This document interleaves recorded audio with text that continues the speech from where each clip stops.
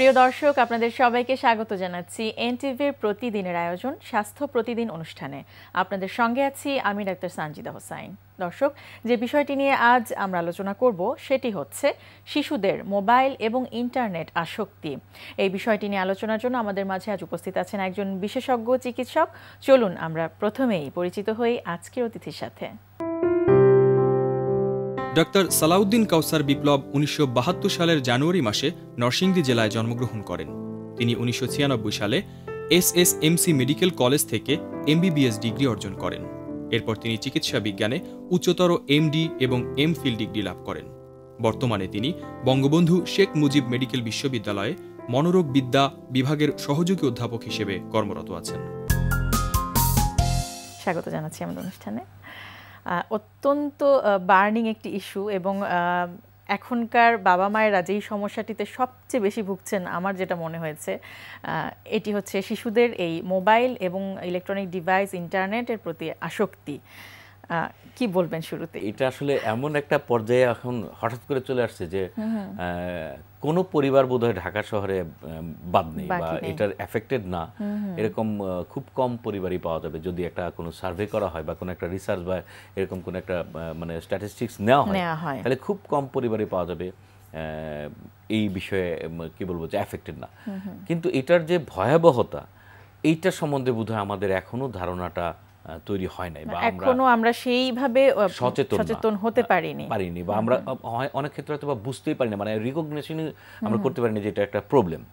তো একটু খেয়াল করে দেখবেন যে বিষয়গুলো কি, যে ওই ছেলেটা বা ওই মেয়েটা যে কন্টিনিউয়াসলি এই মোবাইল হোক বা ট্যাব হোক বা এমনকি ইন্টারনেটের মাধ্যমে খেলা গেমস বা আরও অন্যান্য যা আছে তাতে এমনভাবে এডিক্টেড বা এমনভাবে এটাতে আসক্ত যে এর বাইরে যখন মানুষ বা এরা যায় মানে যাওয়ার জন্য কোনোভাবে মানে কী বলবো যে অন্যরা হেল্প করে তখন কিন্তু খেপে যায় এবং তারা সেটা থেকে কোনোভাবেই সরতে চায় না। আমার খুব বেশি বলার প্রয়োজন নাই ক্রাইটেরিয়াগুলো কি, এটা প্রত্যেকটা পরিবারই এখন জানে যে তারা যদি একটু নজর দেয়, একটু খেয়াল করে যে আমার ছেলেমেয়েরা যারা এই মোবাইল বা ইন্টারনেট বা কী বলবো যে ট্যাব এই সমস্ত ডিভাইস নিয়ে কাজ করে তাদের রিঅ্যাকশনটা কেমন, এটা কিন্তু পরিবারের প্রত্যেকটা মানুষ কিন্তু এখন হারে হারে টের পায়। আমি মনে করি কিন্তু এই রিঅ্যাকশনটা যে আসলে কতখানি ঝুঁকিপূর্ণ এবং কোন দিকে যে যাচ্ছে সেটি কি আমরা খুব বেশি নজর দিচ্ছি বা সেটাই আমি বলছিলাম যে এটা খুব বেশি আমরা খেয়াল করি না। আমরা অনেক সময় নিজেদের সুবিধার্থেও এইটাকে আমরা ইউজ করি যে দেখা গেল বাইরে কোনো খেলার জায়গা নাই বা আমি নিজে কোনো কারণে ব্যস্ত, পরিবারের কোনো একটা কাজ আছে বা এরকম কাজেও কিন্তু আমরা বাচ্চাদেরকে একটা মোবাইল বা একটা টেলিভিশনের সামনে দিয়ে বসে থাকি, তারপরে একটা ট্যাবের সামনে দিয়ে বসে থাকি। সবচেয়ে বড় যে সমস্যাটা সেটা হচ্ছে যে তাতে করে তার মানে আমি যদি সামাজিকভাবে, আমি অনেকভাবে এটা বিশ্লেষণ করা সম্ভব, যদি সামাজিকভাবে আসি তাহলে কিন্তু তার মোবাইল সোশ্যাল ইন্টারাকশান বা পাবলিকের সাথে যে ইন্টারাকশান এটা কিন্তু একেবারেই কমে আসছে। একেবারে ঘর থেকে না বের হওয়া, সোশ্যাল ইন্টারাকশান কমে যাওয়া, তার ফিজিক্যাল মুভমেন্ট একেবারেই কমে যাওয়া, তার অন্যান্য বিষয়ে যে আগ্রহ, এটা কিন্তু খুবই যে কোনো আসক্তির একটা বড় জিনিস বা একটা বড় বিষয় হলো যে অন্য যে সমস্ত বিষয়ে তার মজা লাগে, আড্ডা মারে বা কী বলবো আনন্দ পায়, সেই সমস্ত বিষয় থেকে ওই নির্দিষ্ট আসক্তির বিষয়টাতে সে কনসেন্ট্রেটেড হয়ে পড়ে, ওটাতে থাকে। তো এটা কিন্তু যদি খেয়াল করা হয় তাহলে দেখবেন যে প্রত্যেকটা বাচ্চা বা মানে এই বয়সের যারা আছে তারা সবাই অন্য সব আনন্দের বিষয় থেকে মানে বাদ দিয়ে, এমনকি খাওয়া দাওয়া, এমনকি ঘোরাফেরা, সেখান থেকে বাদ দিয়ে বাবা মার সাথে বা অন্য কোথাও ঘুরতে যাওয়া পর্যন্ত চায় না, যে চলো এখানে ঘুরে আসি ওখানে, না না না না মানে আমি বিভিন্ন বাহানা করে তার ঘরের মধ্যে থাকতে চাই। ঘরের মধ্যে থাকার উদ্দেশ্য তো ক্লিয়ার, একটাই ডিভাইস মানে সেটা মোবাইল হোক বা মানে ওইখানে থাকতে চায়। তার মানে কি সে অন্যান্য বিষয় থেকেও আস্তে আস্তে আস্তে আস্তে নিজেকে কিন্তু সরিয়ে নিল। তাতে করে সামনে যে কী হবে এটা আসলে এই মুহূর্তে বলা, বৈজ্ঞানিকভাবেও বলা খুবই কঠিন, কিন্তু একটা ভয়াবহ সময় আসছে এই ব্যাপারে নিশ্চিত। তো এখানে আমরা আর বলে খুব বেশি লাভ নাই যে আসলে কি কি হচ্ছে কি কি হবে। শুধুমাত্র একটা কথা যে গার্জিয়ানরা যাতে এটা খেয়াল করে, আসলে সবাই জানে যে আমরা কতটুকু পর্যন্ত কি পর্যায়ে নিয়ে যাচ্ছি তাদেরকে। এইখানে যদি আমি আপনাকে মাঝখানে বলি, সবাই কিন্তু এটা জানে, আপনি যেটি বলছিলেন যে আমরা সবাই বুঝতে পারছি, কিন্তু কিভাবে যারা ইতিমধ্যেই আসক্ত হয়ে গেছে যেসব বাচ্চাগুলো তাদেরকে কিভাবে পেছানো যায় এই জিনিসটা? একটা বিষয় কি, যে কোনো আসক্তির ক্ষেত্রে আপনি নেশা মানে আমি কী বলবো যে ড্রাগ এডিকশন বা ওষুধের যে নেশা, ড্রাগ এডিকশনের ক্ষেত্রে যে কথাই আপনি বলেন, আলটিমেট কথা হলো এখান থেকে তাকে বিরত রাখতে হবে। ড্রাগ এডিকশনের ক্ষেত্রে হয় যে তার ফিজিক্যাল কিছু ডিপেন্ডেন্সির কারণে, কিছু প্রবলেমের কারণে হাসপাতালে রাখা এবং তার ওই ফিজিক্যাল প্রবলেমটা যাতে বড় কোনো প্রবলেম না করে সেজন্য কিছু ওষুধ দেওয়া বন্ধ। কিন্তু আলটিমেট কথা তাকে এখান থেকে বিরত রাখতে হবে, এখান থেকে দূরে সরায় রাখতে হবে। সেটা কি এই হঠাৎ করেই তাকে সরিয়ে দেওয়া সম্ভব নাকি গ্র্যাজুয়ালি? না, গ্র্যাজুয়ালিও করতে পারেন। হঠাৎ দুই ধরনের ট্রিটমেন্টের কথাই বলা আছে, ম্যানেজমেন্টের কথাই বলা আছে। তবে গ্র্যাজুয়ালি করলে যেটা হয় যে অনেক সময় আবার মানে কি বলবো, আবার চলে আসতে পারে, কারণ একটু সুযোগ পাওয়ার কারণেই চলে আসতে পারে। এখন হঠাৎ করলে কি হবে, হ্যাঁ একটা রিয়াকশন করবে, একটু মানে মেজাজ খারাপ হবে, একটু মন খারাপ হবে, ফিজিক্যালিও একটু প্রবলেম হতে পারে, ঘুমের সমস্যা হতে পারে, হঠাৎ করে খেপে যেতে পারে, বা খাওয়া দাওয়া বন্ধ হয়ে যেতে পারে, ফ্যামিলি সবার সাথে হয়তো ইন্টারঅ্যাকশন কমে যেতে পারে, হইতে পারে। কিন্তু এটা আপনাকে সহ্য করতে হবে। আপনি যে কোনো জিনিসের মধ্যে, যে কোনো কিছুতে কিন্তু আপনার যে কোনো অভ্যস্ততা চেঞ্জ করতে গেলে কিন্তু কিছুটা প্রবলেম হয়। আর বাচ্চারা তত বেশি বুঝবে না যে আমি কেন করছি, বা ওদের এত, কিন্তু তখন হয়তো বাবা মাকে তার পরিবারের লোকগুলোকে নৃশংস মনে হবে ওই মুহূর্তে, মানে এটা করতেই হবে।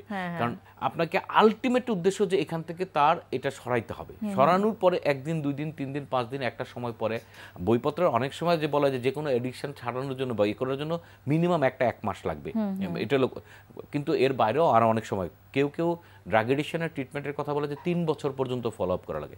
তো এখানেও কিন্তু একটা নির্দিষ্ট সময় পর্যন্ত দরকার হলে ডাক্তারের বা পরামর্শ নেওয়া, বা আমাদের মতো যারা হেল্প করতে পারে তাদের সাথে কথাবার্তা বলা, কিভাবে ইন্টারাকশনটা কমানো সম্ভব এবং কিভাবে তার থেকে অন্য বিকল্প কি আছে সেখানে তাকে ইনভলভ করা। কিন্তু আলটিমেটলি উদ্দেশ্য তাকে এখান থেকে সরাইতে হবে, এটা সরাইতে হবে, সেটা যেভাবেই হোক। যদি না সরাইতে পারেন তাহলে কিন্তু আপনার একটু রিইনস্টেটমেন্ট ইফেক্ট বলতে একটা কথা আছে, যদিও এখানে এটা প্রযোজ্য না, কিন্তু তারপর যে কোনো নেশা যদি 20 বছর পরেও আবার ফেরত আসে তাহলে কিন্তু আবার পূর্ণ মাত্রায় বা আরো বেশি হয়েও চলে আসতে পারে। তো এটা জাস্ট এখানে প্রসঙ্গক্রমে বলা যে আপনি যদি এটা আস্তে আস্তে করতে চান তাহলে কিন্তু এটাও একটা মানে আবার ওই ঝুঁকিটাও রয়েছে। সুতরাং আমার কথা আমি এইভাবে বলতে চাই যে প্রথমেই তাকে খেয়াল করা যে আমরা আসলে কতটুকু তাকে এডিক্টেড করে দিচ্ছি, এটা হলো 1 নাম্বার। 2 নাম্বার, যদি হয়ে যায় সেটাকে লিমিটেড করা সম্ভব কিনা, যে একটা নির্দিষ্ট টাইমের মধ্যে তুমি যদি খেলতেও চাও, তুমি যদি ইন্টারনেট ইউজও করতে চাও, তুমি যদি টেলিভিশন দেখতেও চাই, একটা নির্দিষ্ট টাইমের মধ্যে রাখা সম্ভব কিনা। যদিও যে কোনো নেশায় নির্দিষ্ট সময়ের মধ্যে রাখা অনেক সময় টাফ হয়ে যায়, কিন্তু এটা গার্জিয়ানদের দায়িত্ব যে একটা নির্দিষ্ট সময়ের মধ্যে বিয়ন্ড, যখন একটা নির্দিষ্ট সময় পরে বিভিন্ন বাহানায় এমনকি মিথ্যা কথা বলেও সেই জিনিসটা চাওয়া শুরু করে, এটাও কিন্তু একটা ডেঞ্জারাস সাইন। তার মানে সে আস্তে আস্তে এডিকশনের দিকে যাচ্ছে বা ওইটার মধ্যে সে একেবারে ইনভলভ হয়ে যাচ্ছে, যে এটার পরে বিভিন্ন কথা বলে যে এটা না ওইটা না ওইটা, বিভিন্ন কথা বলে ওইটাতে ইনভলভ। সুতরাং এইটা একটা সাইন।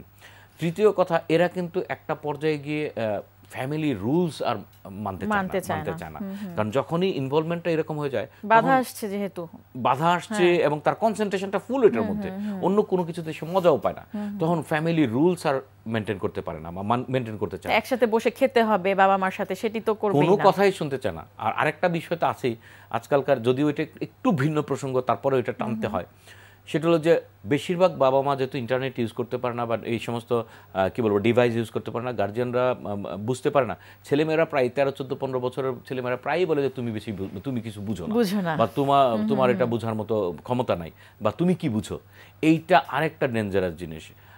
আমি একটু হয়তো বা বেশি মানে শক্তভাবে বইপত্রের বাইরেও একটা কথা বলবো, সেটা হলো কালচারাল, আমাদের এই কালচারকে বিশ্বাস করে। সেটা হলো বাবা মা অনেক সময় অনেক কিছু নাও বুঝতে পারে, গার্জিয়ানরা অনেক সময় অনেক, এখন ইন্টারনেটের যুগ বা প্রযুক্তির যুগে অনেক সময় অনেক কিছু নাও বুঝতে পারে, কিন্তু আমার ছেলে মেয়ে কি করবে, আমার ছেলে মেয়ে কতটুকু করবে সেটা কিন্তু আমিই ঠিক করব, আমার পরিবারই ঠিক করবে।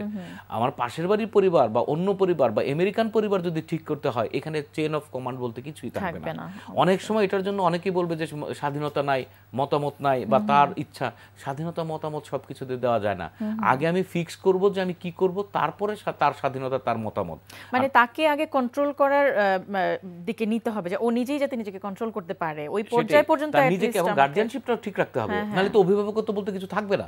আমার ছেলে যদি আমার কথা না শুনে আমেরিকার কথা শুনে, আমার কথা না শুনে ইন্টারনেটের কথা শুনে, তাহলে 2 দিন পরে তো আমার কোনো ভ্যালু থাকবে না, এখানে অভিভাবকত্ব কিছুই থাকবে না। ঠিক একই জিনিস, এটা কিন্তু অত্যন্ত গুরুত্বপূর্ণ একটা বিষয়। ঠিক একইভাবে আমি বলবো যে এই এডিকশনের ক্ষেত্রে, ইন্টারনেট এডিকশন বলেন বা ডিভাইসের যে কোনো এডিকশন ক্ষেত্রে, সেখানে যেহেতু তার রুলস ব্রেকিংয়ের একটা সম্ভাবনা থাকে, আইন, পারিবারিক আইন বা প্রথাগত আইন ভাঙার একটা সম্ভাবনা থাকে, সেখানে কিন্তু গার্জিয়ানশিপ, ফ্যামিলি হারমোনি সেটা ভাঙারও কিন্তু একটা চরম একটা সংখ্যা থাকে। ক্রাইমগুলো কিন্তু অনেকটা শুরু হয়ে যায় এখান থেকে, সোর্সটা কিন্তু এখানে একটু জানতে চাইবো আমি একদম প্রিভেনশনটা যদি একটু জানি, যে আসলে যারা এখন পর্যন্ত ওই আসক্তিতে যায়নি সেসব বাবা মায়েরা আসলে কি করা উচিত এর বিকল্প হিসেবে? যে একটা পর্যায়ে হয়তো বা গার্জিয়ানদের বা আমাদের যারা গার্জিয়ান তারা হয়তো বা ভাবতে পারেনি যে এরকম একটা বিষয় ঘটতেছে, আমরা হয়তো বা আনন্দের জন্য এই কাজটা করতাম, মোবাইল দিয়ে দিতাম বা ডিভাইস, আমার ছেলে আমার চেয়েও ভালো জানে সেটা হ্যান্ডেল করতে, আমার ছেলে ট্যাব চালাতে পারে, আমার ছেলে মোবাইল চালাতে পারে, বা আরো বেশি বেশি। একটা বিষয় কি যে প্রিভেনশনের ক্ষেত্রে প্রথমেই দেখতে হবে যে তাকে, তার ইনভলভমেন্টটা আমি কোথায় নিয়ে যাচ্ছি, অন্য আরো 10টা ইন্টারাকশন যেগুলো ফিজিক্যালি বা সামাজিক যে সমস্ত ইন্টারাকশন সেটাকে মেনটেন করতে দিচ্ছি কিনা, এটা একটা বিষয়।